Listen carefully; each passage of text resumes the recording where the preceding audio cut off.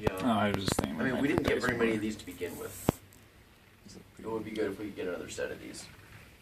So let's Plus, if we could get better grids. So, what are you doing, Steven, at the beginning? Take just the sample? Yeah, nothing worth talking So, about. Really. what is this sample? Is it gallium arsenide or silicon? Yeah, these are gallium arsenide Okay. with some sort of. Oh, Yeah, these so are they'll have undoped. their own Doesn't set of really matter features, right but now. For now, just use what you can find. He at some point said we should just keep one sample per case, but like, doesn't seem like it's a really big deal to keep two. I mean, It's not a picking big them deal. up. It's mostly just a matter of trying to get these stupid things off. And if you've got a whole bunch of them in there, and the carbon tape is in the center of the thing, then you don't have a lot of room to try to get the sample Usually off. what happens. It's Alright, convenience what's that more than thing? anything else. It's this little square thing. I don't want to take it off of there again in 2 minutes. Let's just do a couple of them, right? And then, because you want to do. This, Two. get rid of this for you. So this is.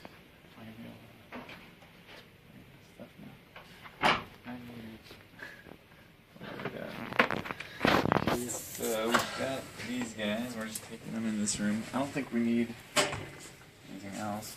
Normally,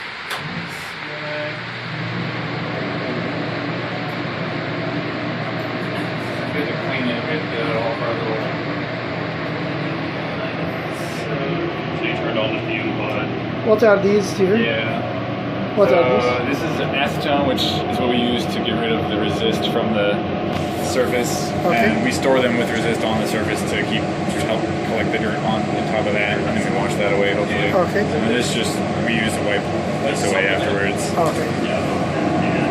So what else we need?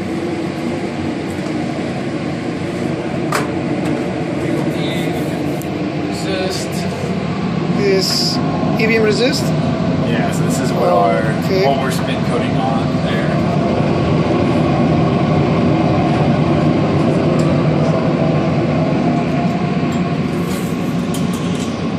And we just use these little Petri petri dishes? dishes to not waste as much liquid. Like some people would just have like a huge container they're dumping acetone into and just squirt like a gallon of it in there, but we just try to use like a little bit of everything just to save on materials. Just a quick explanation. What is this?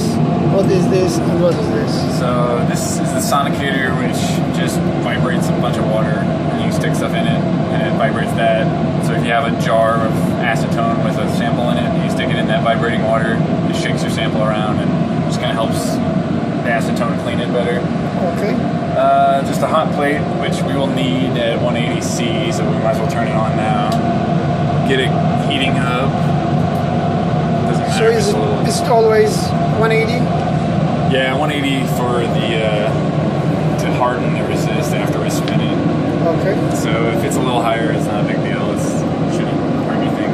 And? This is the spin coater. So yeah, if you open the lid, this guy is where the samples are going to stick to once we turn the vacuum on. And this is just how we control it. So we have it set up to a little power switch for the vacuum pump. That turns the vacuum on, and it's just down there. Real quick, did you get this out? Yeah. That's our resist unit. And then what are these two for? The petri dishes. So it's just for each of these. One for IPM, one for acetone. Where's the vacuum? The vacuum switch is there. The pump is just down there. If this for some reason doesn't do anything, there's another switch down there that might get on or something. And Steven, what are these? So here's the air, just a bunch of air. One of them's oxygen for plasma cleaner, a couple of nitrogen ones. The only one we need for this is the nitrogen, which we'll turn on and we'll just use it to blow dry the sample. So we get that one open, and it's got labels, but you just want it to open up to say that there's some pressure. So if it shows zero, then we'll get a new tank. You turned on This guy, and You can tell it's the one connected to the blue thing. Oh, okay. And that's why it's the gun that we use for this. You said that's nitrogen? Yeah. And that's just all it's used for is connected to the clear tube, because that goes through here, connects to this. But I'll leave it off. Actually, I'm gonna leave this off for now too, so you can see. If this guy's off, there's a switch in the back. That it's a pretty big switch. You can't really miss it, but it's like back here. You just then it should come on. So you might see this screen, or there's a few other screens. So select process. It's like probably in run mode. There's like a run mode and edit mode, but you basically just have processes saved in there. You can run it, edit it, and I don't know what info or something I'm gonna use to. But if we want to go to like program 4, I think dynamic speed test is static right there when we got it, but we made program 4. So if you go to edit mode, it pulls up kind of the stuff that program 4 does. So step 1 of 1, so it's not going to do 2 different steps or 3 different speeds or anything, is it's going to do 40 seconds at 3,000 RPMs and accelerate 700. I don't even know what that is, if that's RPMs per second, RPMs per what, but it's going to go from 0 to 3,000 at that acceleration. That's pretty much all that is in there. If you added another step, you could go to that step and edit it. So we pretty much just always need this. So if you're good on that, you can just go back to run mode, and now it says run program 4. So it's going to say 40 seconds first, 3,000 RPMs, and if we had hit start, if it was all set up, it would just start spinning. But it says needs CDA. Not actually sure what the CDA stands for, but for some reason this thing needs nitrogen to be pumped into it. So that's what that other tank does. We open that one up.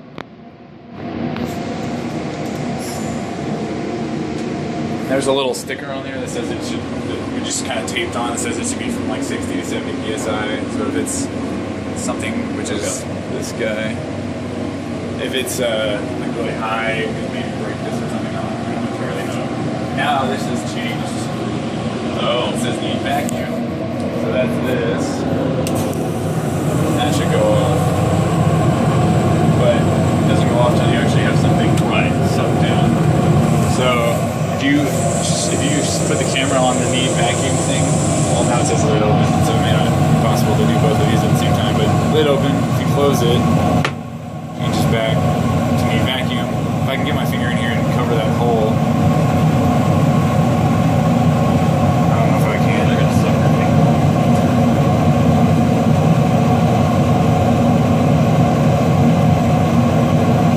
No. Maybe it's not good enough to seal or something. Yeah. But that should go away, then you should just let you hit start. The vacuum is running, so we should be good. Any question, guys? No. Not right now. Okay. We don't need this yet, so first we're going to clean them. So that was kind of like, we don't need to do that right away, but just to show you. But I like to try to at least get this thing like halfway full. It's kind of low. And one time, there was like a plastic net that this came with that you could set stuff in and not have to hold it. But someone ran it, no water in it, and it like melted the plastic. So you gotta have water in there or else it just like doesn't work. Which now that you have to hold stuff, it kind of makes sense. But so we just get this hose.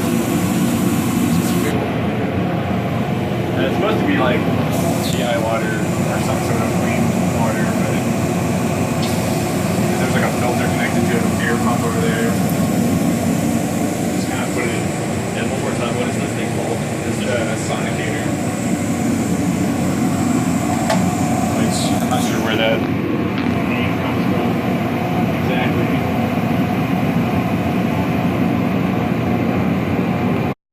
Yeah, and that's what See we what, don't Steven? want. See what? If you kind of get the glare on it, let's see if the camera shows it. You can. There's like some streaks and areas on there, so that's what you don't want it to look like once we clean it and spin coat it, because those streaks are where there was like a dust particle or something, and it the resist kind of fanned out across that and it left a streak. So you want it to just look like one uniform shiny color everywhere, but we'll see if we can get it any better once we clean it. It's not like it's like that yet. There are different tweezers like these curved ones I've been using lately because I like how you can just sort of set it down parallel and not have to put the whole tweezer parallel. But the other ones I used to use are like just straight and they don't open very wide, so I have to like shove my finger in between them to open it enough. But these are good for now. I'm just gonna put both of them in there at the same time.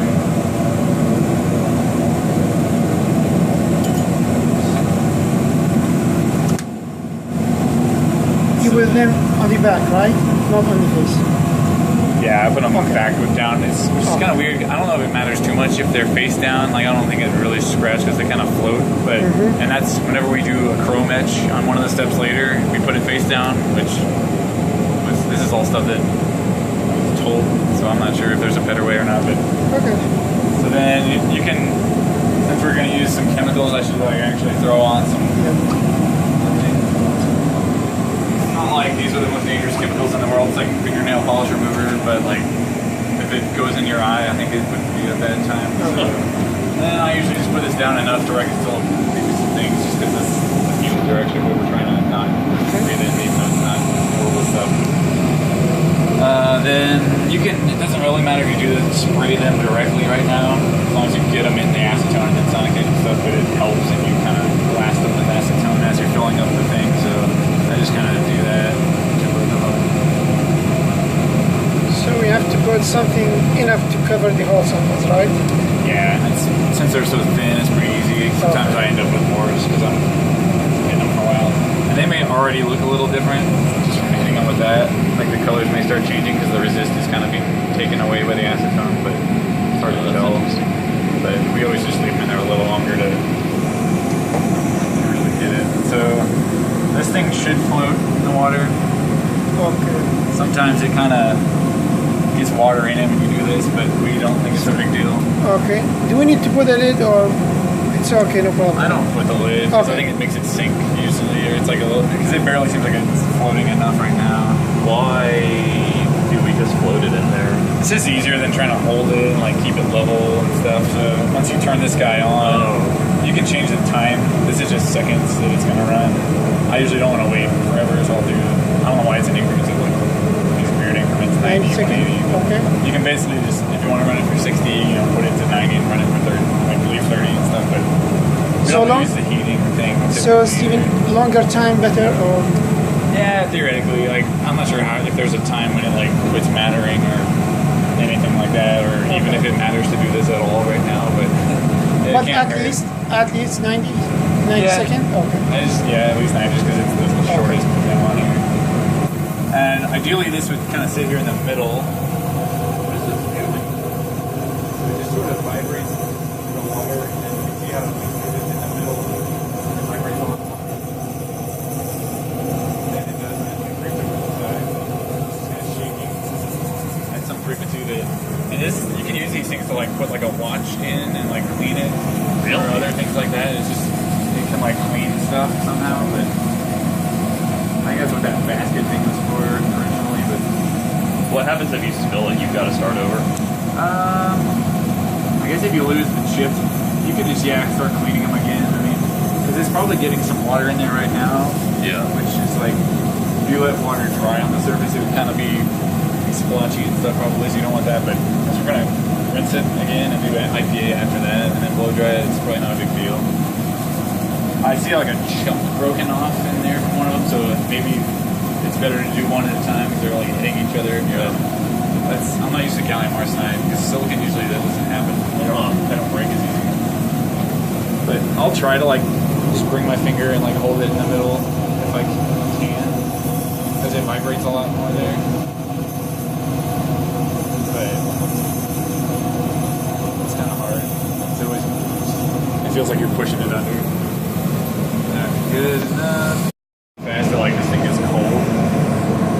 It's kind of weird. That's so weird. like, and if you pour acetone at the end of these, and you want to like reuse it later, you like stick a lid on, because otherwise, if you come back in 5 minutes, it's gone. So now they're in there, and we're just gonna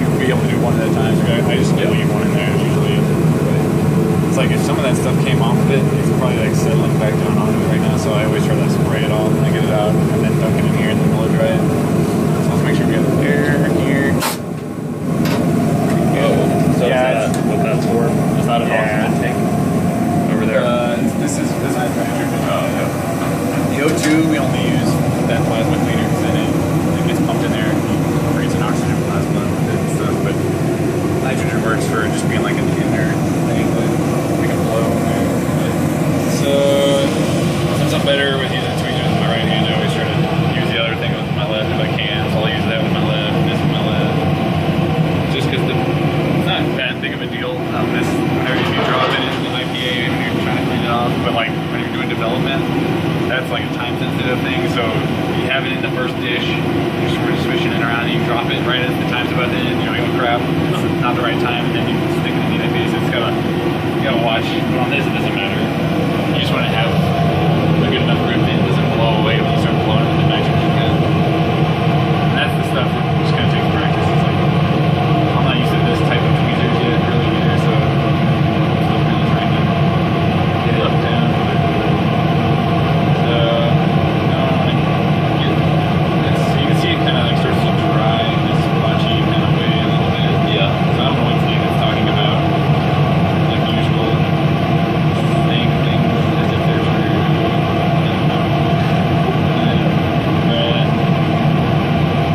Just kind of and typically I would have had this filled over or something.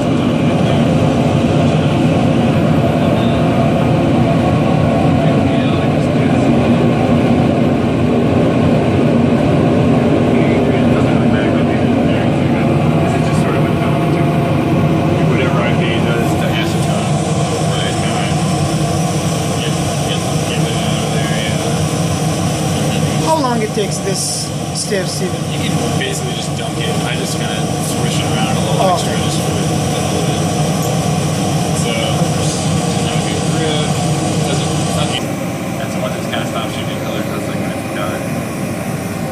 So, then I'm going to stick it on here. And sometimes I'll turn this off, set it here so it doesn't like rip it out of my hand. And then turn it back on. So right now it's like about to fall off. Now it's still about to fall off. So yeah, vacuum's not working for some reason. It's not working. Why not?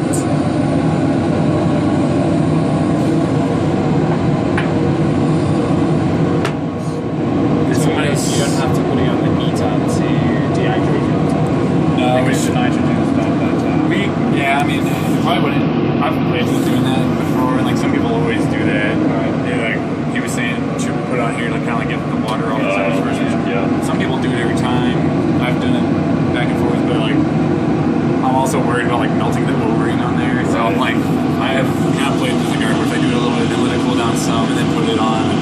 I was trying to look up the temperature resistance of those O-rings, but I couldn't really find like the exact thing.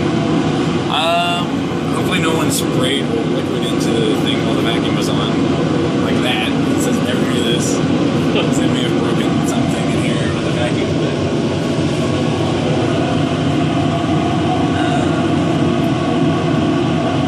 I don't know why this wouldn't work.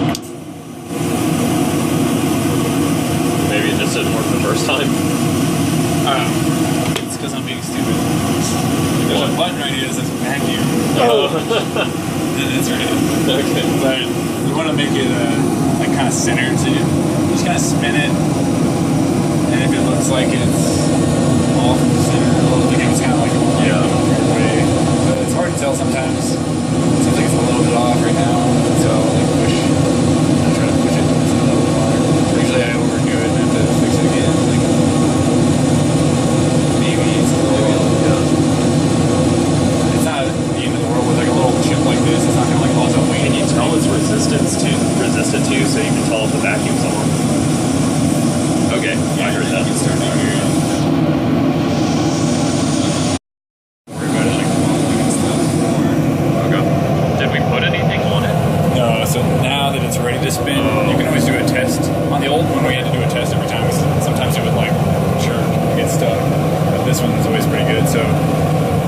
basically just have to hit start and it'll run program 4.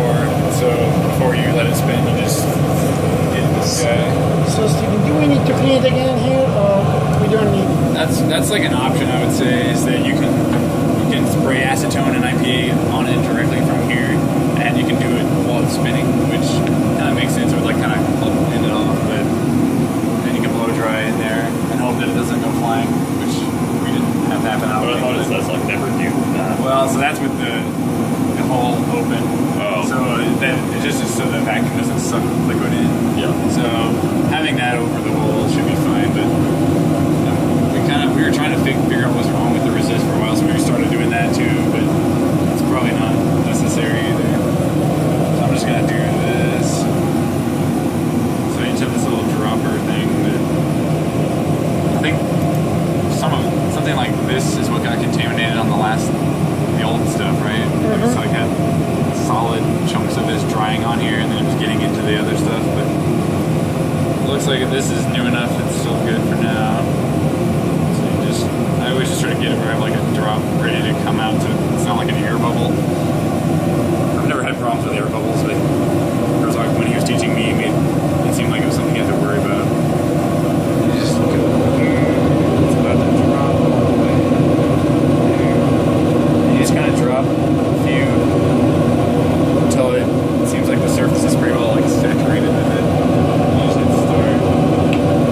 And if you look at it now in there, starts to change color, like in like circular patterns. It's probably like flashing.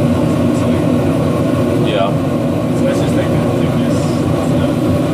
So it'll start to slow down, and then eventually it's going to be a uniform thing.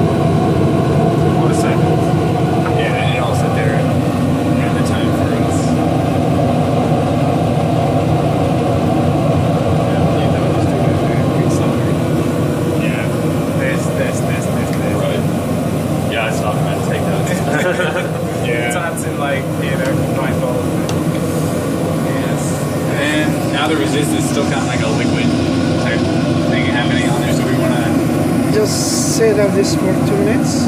yeah, so and that's not super critical either, I don't think, but we just want to Okay. do that and yeah, set this to true. And then I'll run it. Once that goes off, we just take it off there. It's a few seconds off, it's not the end of the world or anything. And while we wait for that, we can always get this guy ready. If you're like not stressed out about how long is this? 2 minutes. I don't know how critical that time is, but that's just what we've always done. This is getting pretty full. Let's get that. It's got a corner broken off of that. Make it worse.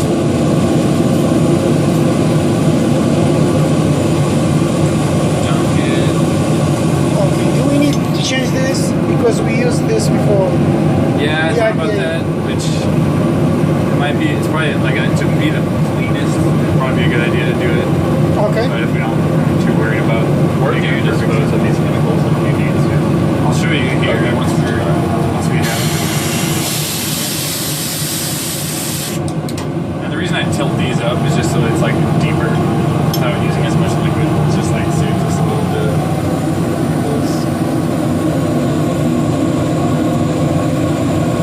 Yeah, it's really on.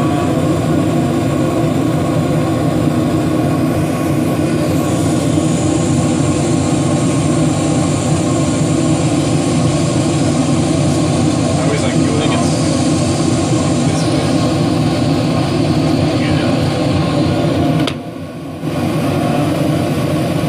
20 seconds. I'm gonna be like ballsy and just do it all at the same time. Normally I would like wait for that timer to go. It's like I don't really care anymore. I got 20 seconds. I can do this.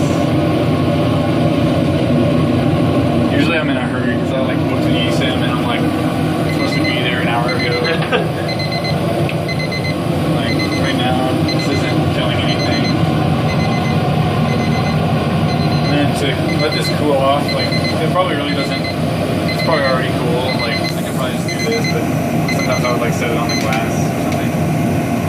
It usually takes some time before it heats soft hockey like someone doing? There's a little gun you can get. There's like a, I don't remember where that is. Yeah. This guy, you can just leave it there. Yeah, we should have checked it, but yeah, it's not so easy. Yeah, it's in the middle. It's actually a little high. It's like 190 in the middle. So it doesn't matter if you put it in the middle or in the edge? It changes the temperature, yeah. If it's out there, it's like... Oh, so okay. Okay, good. So it's always should be in the middle. Yeah, which the middle is like 190, but being hotter is what you're really... This guy's done. That doesn't every doctor. Man, some people make so much money. I don't know. We just label on organic waste and dump. Oh, like that. okay. This funnel that we found in here. So is it okay to put it here in this thing? No, sir. No. trying to catch me on acids and bases, dump them wherever you want. Drink them. Not true. I'm sure he's gonna edit that over. I think I got some acetone sprinkled on here because it kind of like messed that up. If you like trying to clean plastic stuff with acetone, like What if you get acetone on your skin? Is it gonna burn you? no, because it's like I think that's what's fingernail polish remover. So I think it Yeah, does. okay. yeah, It yeah. just feels cold. But if you get it in your eye, I think it's like it can mess up your retina or your cornea or something. It probably does something like that to it. So it's like probably not good. I guess we can just keep it in here for now. Now you're done, right? Yeah, so this guy's done. That's the one we already did. You kind of just have to push the corner down. Oh, is that there. so it doesn't slide? Yeah. Oh. That way you can put a few in there. And Yeah. it's like if you get the whole thing on the carbon tape's too sticky sometimes, and it's really hard to get it off without breaking it. So we just try to put like a corner. Okay. So this next one's gonna have. It's gonna be hard to get less on there, but. Alright, so that one's good. And I usually, if we were like really trying to keep it clean, we would like not just let it sit there with its face out. We'd like put something over it and try to get it in here as fast as we can and stuff. But So it's for practicing. yeah, we're just gonna use these to test out. It'll still show up even if the thing is dirty anyway. Yeah, so the corners, that's kind of like where the resist is like it flattened out, and then at the outer edges of the ring, it's kind of like a ridge. So yeah, so that's a way to tell that. Oh yeah, this has resist on it. Right. Like, there's colors on the corners. We're done with this. I'm about to turn it off. This guy we have to clean, but that's just like spraying acetone and IPA in there. Once we turn the vacuum on, which we can do, then you can just kind of feel it if it's on or not usually. So it seems like you guys don't use that many options on this thing. Just the program 4, that's it. Okay. And then I guess we can stick this in there. I always just kind of look at them like in the light and see like if there's any giant streaks or whatever on there and stuff. But there you go. This one looks pretty good too. It's good. It's like you can't really see any particles, so it's cleaner than ones I've used in the past for things. It's kind of big, but it'll work. It's like ideally I wouldn't have it on top of there.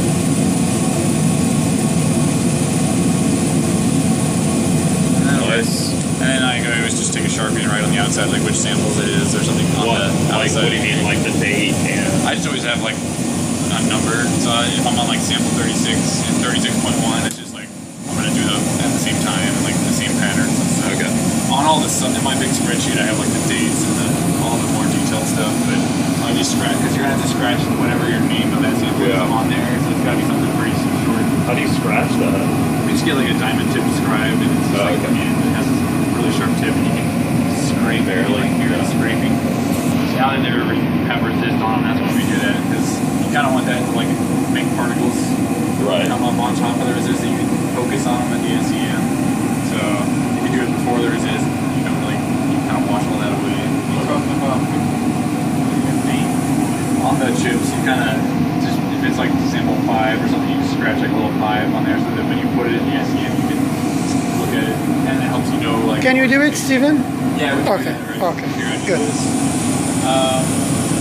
So I always, when I'm cleaning this stuff up, do the acetone first, and then I use the IPA to clean out the acetone container, just because, so this doesn't get all splotchy. So I just dump that in there. Dump that in there. Swirl it around. You can just wipe it out. This one's always kind of slippery if you put it in the water, so I've almost dropped this like 50 times. So you just gotta be careful that you don't. I mean, it's not like you can't buy more of these, but. Oh, so we reuse it? Yeah. Oh, okay. Yeah. Okay. These guys, yeah, hopefully these guys aren't getting too dirty, but I don't think they're bad since we always kind of clean them like this. Okay. What happens if you ever run out of equipment and you need new equipment? Like what type of stuff? Like the Like this? stuff? If somehow we ran out of Petri dishes, You just That's order a what dog I'm and they'll order. yeah. Because this is like leftover stuff from user rights. What else? These things, we're supposed to like change them out every once in a while. We don't do it that often. They're like up there. Gloves we run out of quite a bit, and that's at the chemistry store. But usually we just tell Herzog, and either he'll order like something from Amazon, or he'll tell someone to go get them at the chemistry store. These things you kind of have to watch if you, which is something you like forget to or messing with them. Like if this is on really tight, sometimes they just squirt on their own. Like they'll just be sitting there spraying out somehow. And if it's too loose, you won't be able to get any pressure or anything. But it's just like a balance thing. Sweet spot. When I'm like putting them away, I try to make it where they're not gonna sit there and squirt all over the cabinet. I think that's what happened here. Oh. Is that it collected around the bottom of these. I guess acetone or something messes up. So that's where you got. Yeah, we have pretty much that one's labeled like Herzog or something, so that's like more stuff. Okay, these are ours. Anything that we're like okay with sharing, like the disposable waste and that stuff, we just kind of keep it there. I don't think what else is. This is where we keep the resist too, so as well. What did you say was in here? Was that just to rebuild and stuff? Yeah, that's like yeah, it's more it's turn IPA, which IPA has like other names. This is more resist also. Okay. Just like the bigger bottle. I think there's something else in here. Hexanes, they use that for like quantum dots for nanoparticles or something. This is the stuff, this is the developer. So this is what, once we expose the resist with the beam, this like carves out those areas that we expose. Which we had to like dilute it with IPA, but we keep we're trying to keep less of a batch of that now, which is in that parafilm jar. So we used to keep that thing full, but we realized like the IPA was evaporating out and then that was staying in it, so it was kind of the dilution was wrong. So we're trying to just mix a new batch of it every couple weeks or so. So we'll show you that sometime when we get development.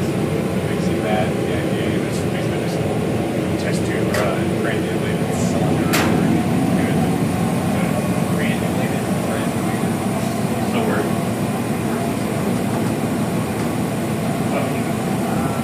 And we gotta make sure we turn stuff off. So this guy will leak if you don't turn it, if you don't close it. Just gotta. I always have to recheck that. We can do this one while we're over here.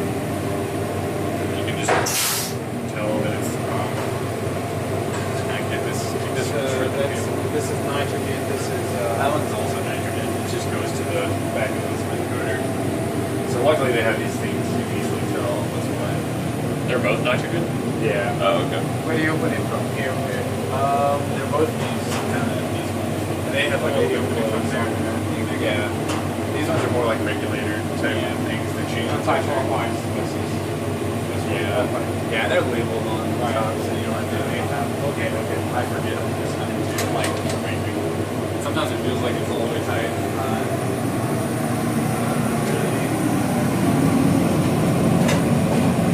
So this is really tight there. Yeah, like if we were gonna be all like super worried about it, we could like look under the microscope and see if there's any really dirty. It looks dirty under there, but I usually don't gain much from doing that. I don't think there's really. That's just kind of a shared whatever. That'll say that until we turn this off. So hopefully no one comes in here and it's like right after we leave when we turn this off and like decides to put their hand on it. Yeah. It's not gonna warn them anymore. But so this guy. No, I shouldn't have put these away.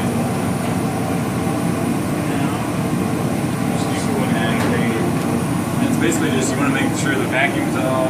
What is this again? That's the spin coater. Spin coater. Yeah.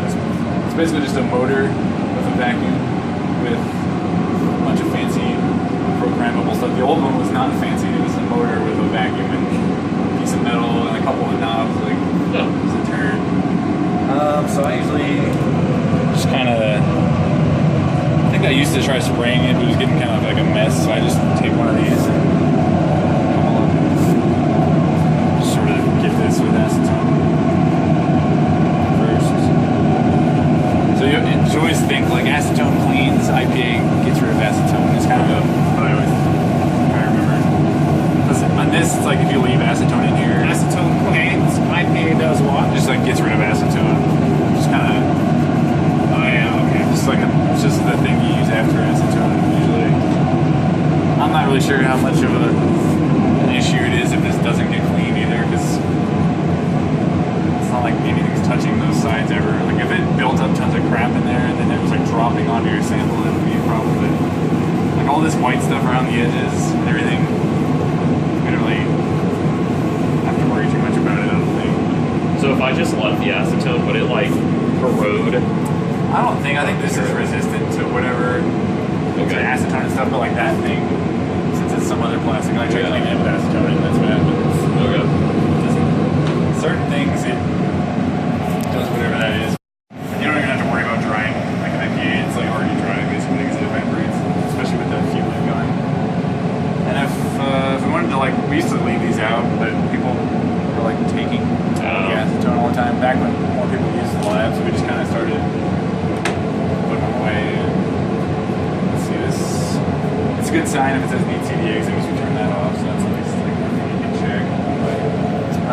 I guess we can nitrogen. Yeah.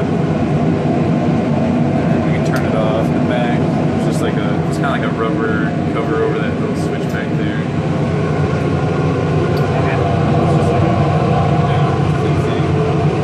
I could leave this on, but there's no chemicals in here. Put these away, so we don't need to. This is just a light. So I always just put everything away because I'd rather have less noise in This here. is what? That's the fume hood, like the fan thing. Okay. And then this is the light over here. Yeah. This is the light.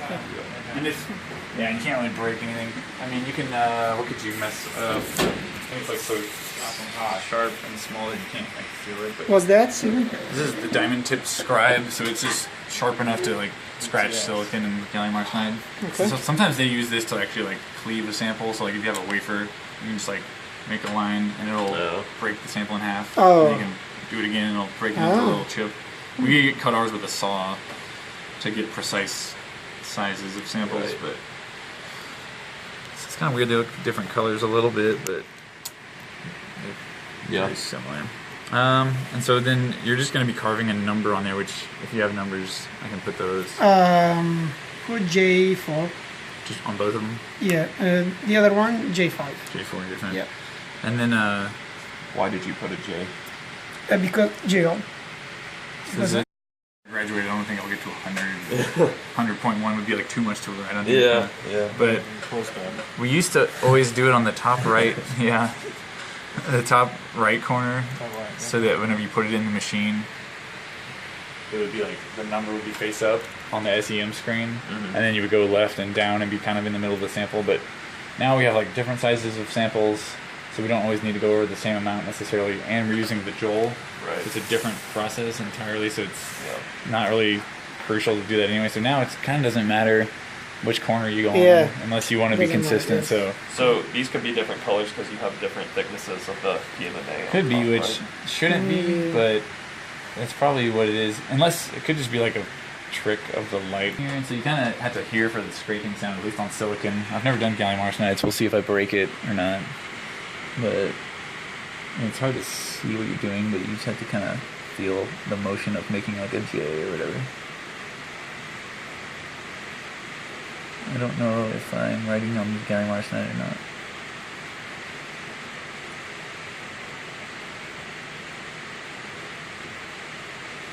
So you have to apply a little bit of pressure. Yeah, and it kind of sometimes moves your sample around, so it helps to be like on carbon tape or on the SEM mount or whatever already. Oops. I don't know if you can tell. Is it? Yeah, there it is. You see the J4 kind of, and then J5. And it doesn't really matter like how. And then we made somewhere before we started doing carbon tape stuff ever, we just made it where you could like clip them on with these screws and washers. And if they have that little copper thing, that's what you need to do lithography, because you need to be able to go shoot the beam at that, and it has a tiny little like 10 micron hole, and you shoot the beam into that hole and it sort of collects. It's just like a little cup basically, and it's a Faraday cup is what it's called, and so it measures the current then more accurately than it would if it was just like hitting here. Yeah. So it kind of measures the whole beam. Right. But on the eSIM, they don't have a ammeter connected to the machine anymore, so you can't check it anyway. So my rod's just checking it like once a week. And we just have to trust that it's right. And So you go. again, this is all for what? These are all for you take these guys and put them on the top of there. See if I can get in here. Just for storing the sample. No, this is what you put into the eSIM. Yeah, and So there's a holder in the eSIM. This thing has a little peg that goes into a hole on there, and then you just kind of tighten it on with a set screw or something. And for these ones, it just sticks onto the carbon tape if you put the tape on there. And these ones, it's like you do it, and yeah, it's a pain in the butt. Which but one you will we use Thursday?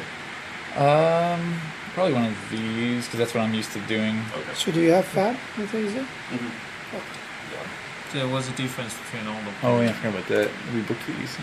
Yeah. So what's the difference? You did when? Just for- sometimes if you only have one sample, it might be easier just to stick it on a carbon tape. But we Is made morning, this one to hold 3 afternoon? samples, and this one to Afternoon? hold 4, just so we could do more at a time. Job Because afternoon. now we only have to Oh, you load got the the samples. samples. Yeah.